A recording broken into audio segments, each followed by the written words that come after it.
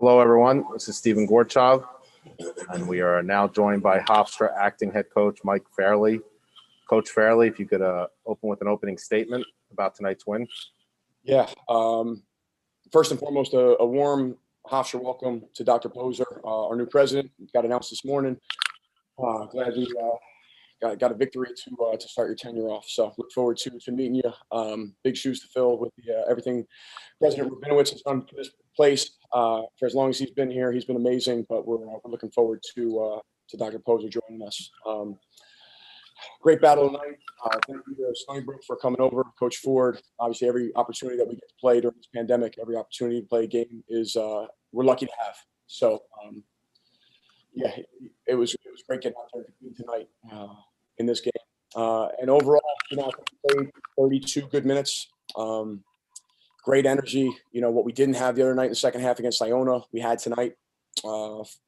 Scoring, defending, played really well.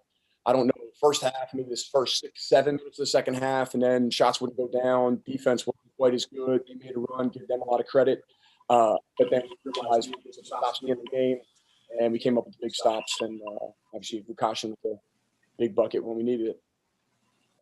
Again, if you have questions for Coach Fairley, please use the raise your hand feature in the Zoom, and I will call on you accordingly. And we'll start today with Roger Rubin from Newsday. Roger, go ahead.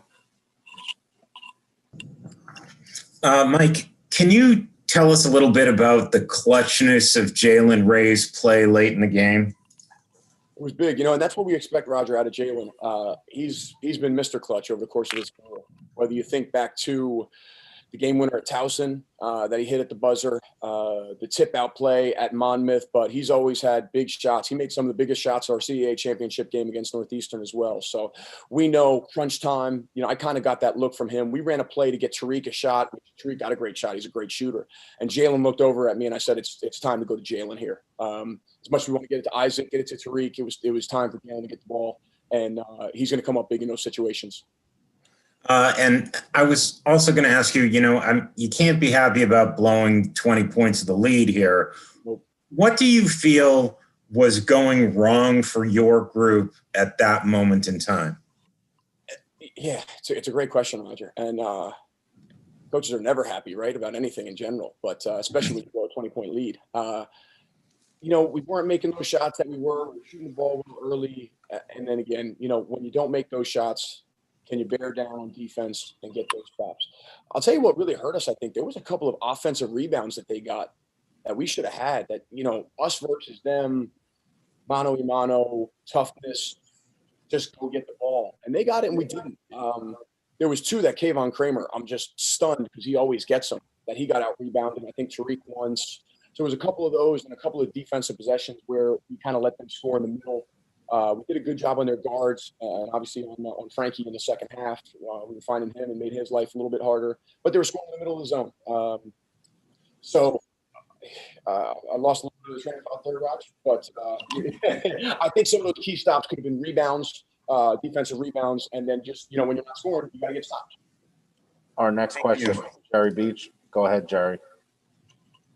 Hey, Mike, two quick questions. One, Tariq last 2 years, you kind of knew him as you get real hot and then maybe lose it for a little while. These last 3 games, I think he's shooting over 50% the entire time. Is that a byproduct of him knowing that he's got to be one of the top guys now, that the Sharon and Eli aren't there anymore? And has that helped him develop more consistency? And then I have a follow-up.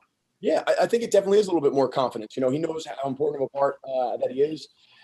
And you know what, Jerry, I think he's really keeping people honest because he's driving the ball really well. I think last year on the scouting report, you would have said, just make sure Coburn doesn't get a catch and shoot 3. And you can't do that anymore because he's been driving the ball, scoring, throwing some passes. He's a much more well-rounded player this year, showing a lot more versatility. So you can't just hone in on just making him not get open 3-point looks. Mm-hmm. And Caleb Burgess had 12 points. I think he's got 13 assists and 1 turnover in his last 2 games. Seems like is it fair to say solidified that point guard spot? And B, what's been the difference in these last 2 games? Is it just a matter of getting some playing time under him, getting his legs under him? Yeah, I think that's a big part of it, Jerry. He made a couple shots tonight. And look, he works hard. He makes shots in practice. He's going to continue to make shots. We have complete confidence in him. He didn't make them early. but we know he's going to make those shots. He obviously had opportunities. They played soft on him. SUNY Stony Brook typically plays soft on shooters, and they kind of knew they might go under on him or play him pretty softly. So took the opportunities there and knocked it down, which was great. Give him a little bit of confidence, and then drove the ball, shared the ball. And he doesn't have to be a big scorer for us. If he gets 8 points, 10 points, that's amazing because we know we're going to get scoring for some other places. He's got to be able to knock down a timely shot and certainly value the ball the way that he did tonight. And I thought he did especially a good job when they were pressing at the end and fouling a lot. He was really strong with the ball and did a good job there. Our next question is from Andrew. Andrew, go ahead. Andrew Bachkalupo, WRHU coach, the freshman Vukashin Masic hitting such a big shot right on that baseline in front of the bench. What does that do for us, the confidence of such a young guard? Huge, man. And again, those are the kids that have had it the hardest, right? The freshmen. David Green, the lid finally came off the basket for David Green tonight. I think we saw a little bit about what he looks like, what we see in him on a day-to-day basis. But remember, these guys didn't have a summer and a fall. There was no scrimmages. There was no inter-squad scrimmages with referees. So we're getting out here live playing Rutgers, top 25 in the country, the first time. The first time Vukashin touched the ball in a Division I game, he was about 30 feet away from the basket with like 3 seconds on the shot clock. He got fire up a 30-footer at the shot clock. What kind of situations we put this kid in? So I was glad to be able to get him in there. He walked earlier in the half. He's got to get better with his footwork, but it showed the confidence that the kid has to be able to make that play in a key spot. He's a really experienced player. All this overseas experience, and we certainly have really high hopes for him. Again, I think these freshmen are going to be a lot better by the time we get to January, and Vukashin showed that with a key shot tonight. Our next question is from Jermaine. Go ahead, Jermaine. How you doing, Coach? Jermaine Howerton here, basketball beat reporter for the men's basketball team. Just to go back to Caleb Burgess, I know you don't ask for him to do that much, maybe 8 to 12 points per game. You already know that he's going to be a floor general, getting his guys involved, and he's going to be a defender that'll guard guys the length of the floor. But how important is his scoring going forward in the CAA to make these players actually respect his shot? Sometimes when he comes off screens, he'll have it at the free throw line. He'll have that chance to take that shot, but sometimes he really doesn't take that shot. He'll pass it off to the wings. How important is it in ingratiating him into the offense and calling his number a little bit more to complement? Yeah, definitely. We need him to be confident. He's going to be out there with the ball in his hands, and he's got to make those choices. Is he, kicking to Tariq or Jalen or finding Isaac or is it his turn to take a shot? So he's got to be aggressive. It's not just like a late shot clock thing. He's got to choose time and place. He took a pull-up that I didn't love. We ran a flat ball screen for him in the middle of the floor, shot it a little bit quick. It probably wasn't an ideal shot at that point. But I love that he shot at Jermaine because it showed that he's got confidence. It showed, no, I'm going to come off and make this and make my team win. So despite him missing that shot, it was actually a good sign that he was there to take it. Our next question is from John Wagner. Go ahead, John. You got to unmute yourself, John.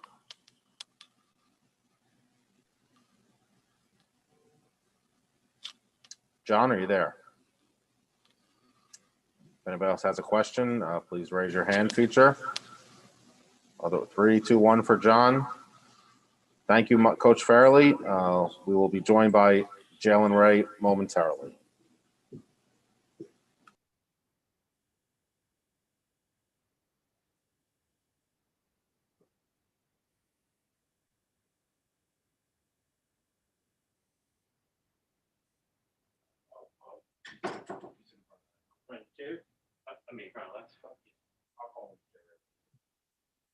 All right, I got you.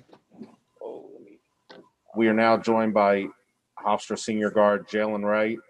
Jalen, if you could just open with the opening statement about tonight's game, including your 2 clutch baskets there in the second half.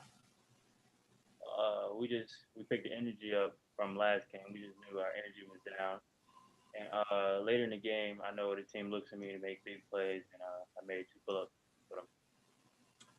Again, if you have questions for Jalen, please use the raise your hand feature, and I will call on you. Our first question is from Jermaine. Jermaine, go ahead. Jalen, how you doing, man? Congrats on the W. Jermaine Howerton here, a men's basketball beat reporter. How important is the leadership aspect for you? I saw when Caleb Burgess got called for a foul somewhere in the corner, you were talking to him, just giving different advice in regards to that. And like you said before, when they call your name and you get those buckets that they need to keep you guys afloat, how important is that leadership perspective when you're talking to your teammates and when you show out on the floor? Leadership is big. I learned to talk more because he's a quiet guy. But by leading, they can follow. They get them going with Caleb. I just told him keep your head and move on to the next play. Our next question is from John Wagner. John, we'll give you another shot here. Go ahead, John. We will move on. Roger Rubin, go ahead.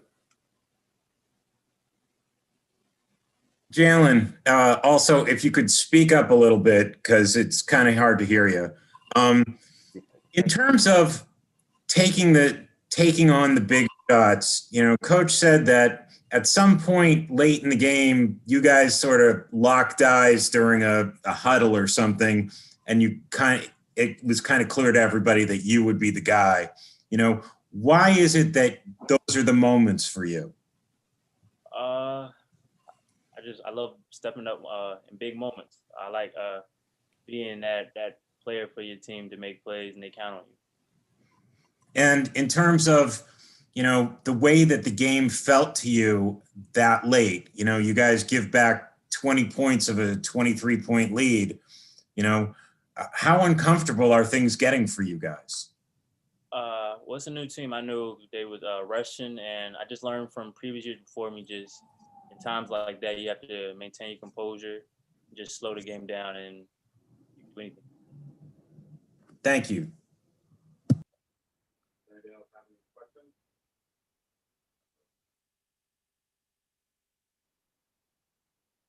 Thank you, Jalen. All right. Appreciate it. Thank you.